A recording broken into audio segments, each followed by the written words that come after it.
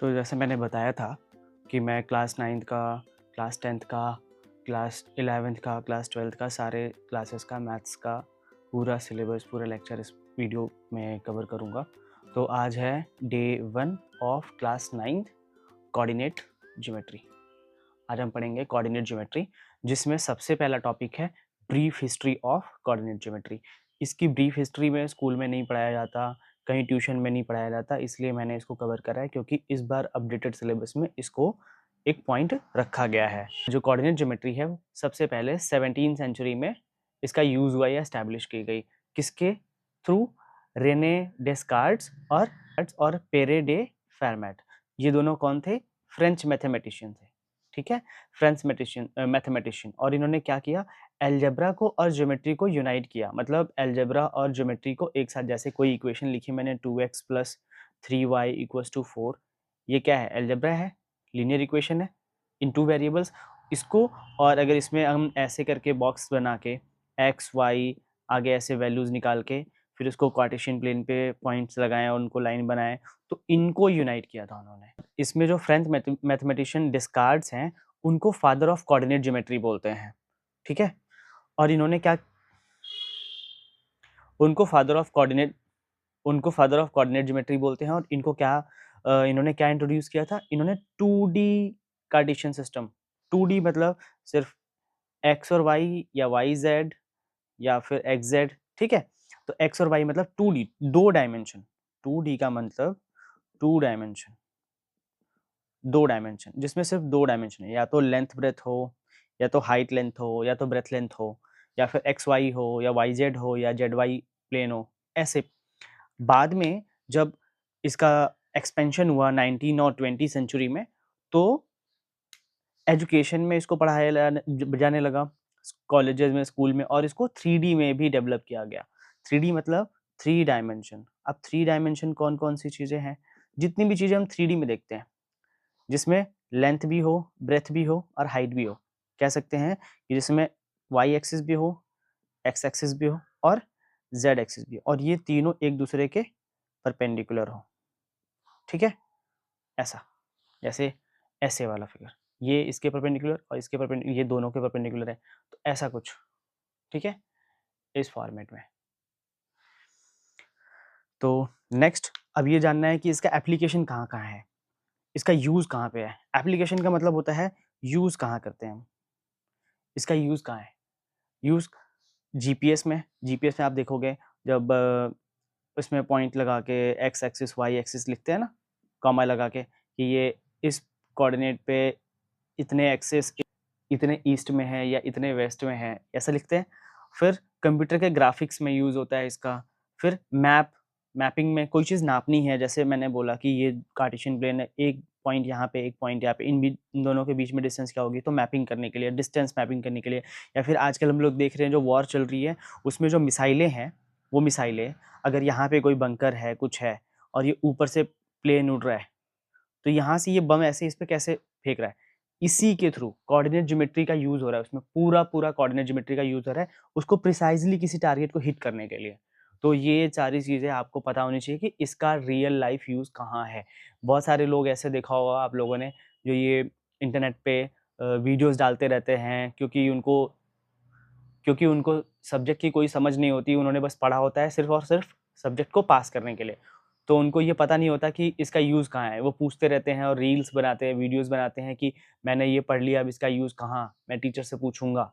But मैं आपको सारा यूज़ बताते चलूंगा कि कौन सी चीज़ कहाँ पे यूज़ आएगी, कहाँ पे फ्यूचर इसका है। ठीक है, तो इसका आपने समझ लिया कहाँ पे यूज़ है। जीपीएस में, कंप्यूटर ग्राफिक्स में, मैपिंग में, इन इन सब, ये तो की पॉइंट्स है। इनका यूज़ और भी बहुत सारी वेरियस जगहों पे है। नेक्स्ट टॉपिक पर बढ़ने से पहले एक बार और याद रख लीजिए, किसने क्या किया था 17वीं सेंचुरी में?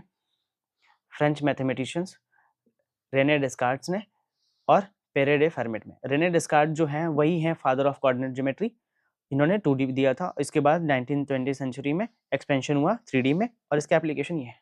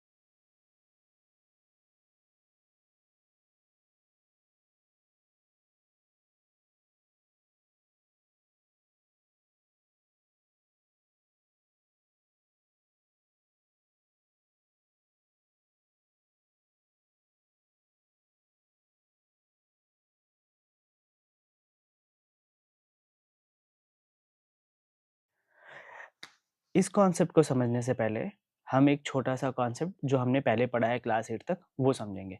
अगर हमारे पास कोई स्केल होती थी, इसके बीच में होता था 0, यहाँ पे होता था 1, यहाँ पे 2, यहाँ पे 3, यहाँ पे 4, यहाँ पे क्या होता था -1, -2, -3 ऐसे मानते थे ना। और अगर हमने दो ऐसे स्केल्स को एक साथ जोड़ लिया तो ये क्या आएगा -1, -2, -3 और ये आएगा 1, 2, 3 यही आता है। ठीक है? तो जब हमने ऐसे 2 प्लेन्स को जोड़ा है, तो 2 प्लेन्स को जोड़ने के बाद जो प्लेन बनता है उनको बोलते हैं कार्टेशियन प्लेन। क्या बोलते हैं? Cartesian plane. ये है y, y डैश, ये है x और x डैश। अब एक नई चीज़ है जो सिंपल सी है, जो x कोऑर्डिनेट्स है उसको बोलते हैं एब्सिसा, जो y कोऑर्डिनेट्स है उसको बोलते हैं ऑर्डिनेट्स। अब कोऑर्डिनेट और ऑर्डिनेट, एब्सिसा और ऑर्डिनेट, x एक्सिस और x कोऑर्डिनेट और y कोऑर्डिनेट जानने से पहले ये समझो कि ये कहाँ से आए? कैसे बने ये? तो ये समझो कि ये x और x डैश है, ये है x एक्सिस और ये जो y और y डैश है, इनको बोलते हैं y एक्सिस। जो ये वाली लाइन है, ये y एक्सिस और ये जो है x एक्सिस। जब x एक्सिस और y एक्सिस का आपको पता हो गया, तो इन पे देखो आपको नंबर दिख रहे होंगे। ये जो बीच में होता है, ये होता है ओरिजिन, जिसको हम लोग O से डिनोट करते हैं या 0 से डिनोट करते हैं। इसका जो ऑर्डिनेट और एब्सिसा होता है, दोनों 0 होता है क्योंकि ये बिल्कुल सेंटर पे है। ठीक, नेक्स्ट ये है 1, 2, 3, 4, 5 प्लस में और इधर पे है माइनस में, इधर पे है ऊपर प्लस में, इधर पे है माइनस में। तो अब ध्यान से देखो, तो अगर मैं बोलूँ अच्छा इसको लिखने का एक फॉर्मेट होता है, फॉर्मेट होता है लिखने का, मैं एक जनरल वे में बता देता हूँ यहाँ पे, x, y। मतलब जो पहला होता है वो होता है एब्सिसा, दूसरा होता है ऑर्डिनेट। एब्सिसा और ऑर्डिनेट मतलब पहले एब्सिसा लिखते हैं और दूसरे पे ऑर्डिनेट लिखते हैं। ठीक, ये चीज़ आपको क्लियर हो गई। अब अगर कोई नंबर लिखा है, कोई और किसी पॉइंट का रिप्रेजेंटेशन करा गया है, तो आप कैसे समझोगे कि कौन सा डिस्टेंस, ये कौन सा पॉइंट कहाँ पे है? जैसे मैं अगर पूछूँ आपसे कि मुझे बताओ कि 2, -3 ये पॉइंट, मैं अगर आपसे पूछूं कि जो ए पॉइंट है 2, -3 ये कहाँ पे है, तो सबसे पहले क्या है, ये किसकी वैल्यू है? एक्स एक्सिस पे ढूंढेंगे। और जो दूसरी वाली वैल्यू है इसको वाई एक्सिस पे ढूंढेंगे। एक्स एक्सिस कहाँ पे है? एक्स एक्सिस पे कितना 2, एक्स पे प्लस का 2 ढूंढना है, तो प्लस का 2 आएंगे, ये रहा प्लस का 2। ठीक, और वाई एक्सिस पे माइनस का 3, वाई एक्सिस पे माइनस का 3 कहाँ गया? ये रहा। अब अगर मैं एक्स एक्सिस के +2 पे ऐसे देखूं और y एक्सिस के -3 पे देखूं, तो ये कहाँ पे मीट कर रहे हैं दोनों? यहाँ पे। तो ये वो पॉइंट है जो 2, -3 होगा। 1% समझ में आया? ठीक है, आगे बढ़ते हैं, समझ में आ जाएंगी चीजें। फिर इसमें सबसे ध्यान देने वाली बात क्या है? क्वेश्चन ट्रिकी कैसे बनता है वो लिख देंगे, वो x और y के फॉर्मेट में ना लिख करके वो ऐसे दे देंगे कि abscissa is -3, ordinate is 4, show on the Cartesian plane. तो ये कार्टेशियन प्लेन है। तो अब -3 कहाँ पे है? किसमें? एब्सिसा में। एब्सिसा क्या होता है? X axis. एब्सिसा एक्स, तो -3 यहाँ पे ये रहा, और ऑर्डिनेट पे +4, ऑर्डिनेट ये है, +4 कहाँ है? ये रहा। तो अगर -3 को हम ऐसे ऐसे करेंगे और इसको हम ऐसे ऐसे करेंगे, तो ये रहा वो पॉइंट। कौन सा? -3, 4। ये बात समझ में आई? ऐसे ही करना है। अच्छा, तो अब क्वेश्चन ट्रिकी कैसे बनता है, ध्यान से देखो, मैं इसी में समझा देता हूँ। अब कोई पूछेगा कि ये पॉइंट आपका, मान लिया मैंने नाम दे दिया P पॉइंट है, इस P पॉइंट की डिस्टेंस y एक्सिस से कितनी है? किससे? y एक्सिस से कितनी है? तो ये P पॉइंट है, P पॉइंट का इस पॉइंट को हम किससे डिस्टेंस देख रहे हैं? y एक्सिस से।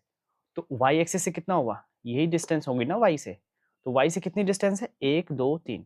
लेकिन y से डिस्टेंस पूछ रहा है। जब y से डिस्टेंस पूछ रहा है तो हम x एक्सिस के पॉइंट को बोलेंगे ये डिस्टेंस है इसकी y से। मैंने यहाँ पे लिख रखा है, जो x कोऑर्डिनेट है वो क्या शो करता है? Distance from y axis. तो जो ये x कोऑर्डिनेट है ये distance from y axis show कर रहा है, और जो ये y कोऑर्डिनेट है ये distance from x axis show कर रहा है। जैसे अगर मैं बोलूँ कि इस पॉइंट का x एक्सिस से कितनी डिस्टेंस है, तो x एक्सिस से कितनी डिस्टेंस है? 1, 2, 3, 4, 4 डिस्टेंस पे है ना। 4 पॉइंट या 4 यूनिट्स बोल सकते हो इसको आप। तो जो इसका y कोऑर्डिनेट है वो x एक्सिस से डिस्टेंस शो करता है, और जो इसका x कोऑर्डिनेट है ये इसके y एक्सिस से डिस्टेंस शो करता है। बहुत सिंपल है, ठीक। अब आगे बढ़ते हैं। अब ध्यान से देखेंगे बच्चों कि इसमें मैंने 3 पॉइंट ले लिए हैं, A, B, C। अब इन 3 पॉइंट को हम इस पे शो करना सीखेंगे। क्या करना होता है, जैसे हमारे पास A है, सबसे पहले हम जब भी क्वेश्चन आएगा तो हम इस पे लिख लेंगे ऐसे छोटा सा पेंसिल से x, y। मतलब अब जो पहला वाला पॉइंट है वो मुझे x एक्सिस के x वाली लाइन पे ढूंढना है, और जो दूसरा वाला है वो मुझे y वाली लाइन पे ढूंढना है। सिंपल। अब x पे -2 कहाँ पे, x पे ये रहा -2। तो हम जैसे ही मिलता है स्केल रखेंगे और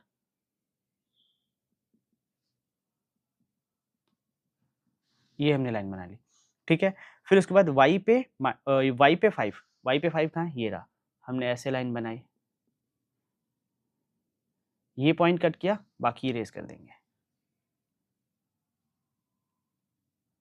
ये पॉइंट मिल गया हमारा, ये वाला वो पॉइंट है। कहाँ से, ये, ठीक है। अब इस पॉइंट को क्या बोलेंगे, ए पॉइंट। कहाँ पे, -2, 5। इजिली हो गया। बी वाले को देखते हैं। बी है -4, एक्स पे -4 ढूंढना है, एक्स एक्सिस पे -4 ये है हमारा, और वाई पे 2, वाई पे 2 ये है। तो एक्स पे 4 ऐसे ऐसे कर लेंगे, और वाई पे 2 ऐसे। तो ये हमारा पॉइंट हो गया -4, 2। ये कौन सा पॉइंट है, B point. Next point C है 7, एक्स एक्सिस पे 7 ये है 7, और इसमें y पे -3, y पे -3 का है ये। तो ऐसे ऐसे कर लो आप,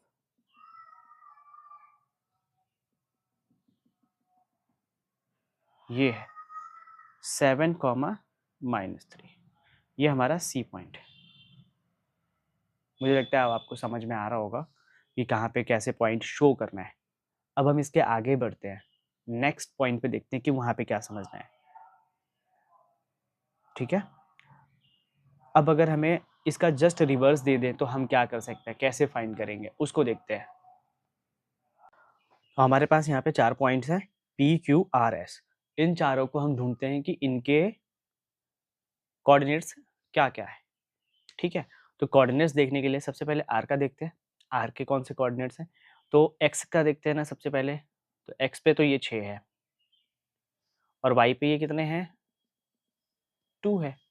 तो 6, 2 इज कोऑर्डिनेट ऑफ R। यहाँ पे R 6, 2 हो गया। नेक्स्ट Q का देखते हैं। सबसे पहले X का देखते हैं, तो X से क्या है, ये 2 है, X पे 2 है, Y पे क्या है, Y पे -5। तो Q हो गया हमारे पास 2, -5। नेक्स्ट है P। P का X पे देखते हैं सबसे पहले क्या है, -3, और Y पे कैसा है, -2। तो -3, -2, -3, -2। फिर सबसे पहले देखते हैं, फिर लास्ट में देखते हैं S का। S का देखेंगे तो X पे क्या है, S 2, और सॉरी सबसे पहले S का देखते हैं। तो S क्या है, S का X पे है -5, और Y पे है 2। तो -5, 2। सबसे पहले X का लिखते हैं, फिर Y का लिखते हैं, ठीक है, डन। अब इसके आगे एक चीज़ लास्ट और रह गई है समझने के लिए। इसमें 4 क्वाड्रेंट्स होते हैं, क्वाड्रेंट्स। जैसे मान लीजिए कि अगर मेरे पास कोई ये प्लेन शीट है, इसको मैंने 4 टुकड़े में बांट दिया, 4 टुकड़े में बांट दिया, इसमें 4 टुकड़ों में बांट दिया। तो जो मैंने ये 4 टुकड़ों में बांटा है, तो अगर क्वाड्रेंट होता है ना, क्वाड्रेंट, क्वाड का मतलब होता है 4। तो ये इन चारों का एक पार्ट है, पूरे पेपर में 4 है, उन चारों में से एक पार्ट है, तो उसको क्वाड्रेंट बोलते हैं, ठीक है। तो ये फर्स्ट होता है। अब इसको मैं बड़े पे बता देता हूँ।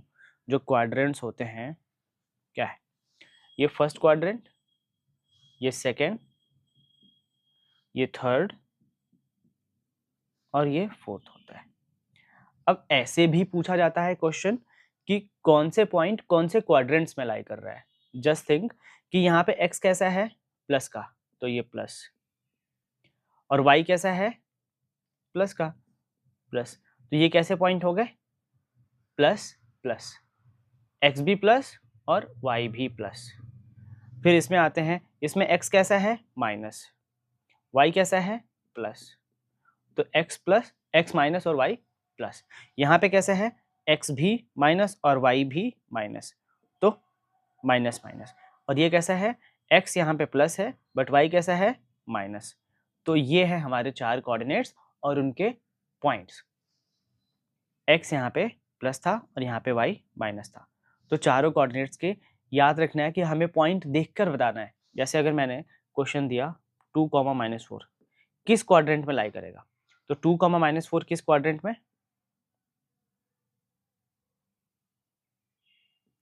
किस क्वाड्रेंट में लाई कर रहे हैं, 2 प्लस है और y माइनस है, तो 2 प्लस y माइनस किस में है, मतलब x जो है वो प्लस में, x प्लस में इसमें और y माइनस में इसमें, तो ये हो गया फोर्थ क्वाड्रेंट में। ऐसे बेसिक से क्वेश्चन पूछे जाते हैं। अगर इन्होंने लिख दिया -3, -3 कहाँ लाई करेगा, किस क्वाड्रेंट में लाई करेगा, तो हम देखेंगे दो x और y दोनों में माइनस किस में होते हैं, थर्ड में। जैसे x यहाँ पे है और ये किस क्वाड्रेंट में आ रहे हैं, थर्ड क्वाड्रेंट में, तो इसको लिख देंगे थर्ड क्वाड्रेंट, थर्ड क्वाड्रेंट में लाई कर रहे हैं। ओके, इतनी बात समझ में आ गई होगी, तो हम आगे बढ़ते हैं।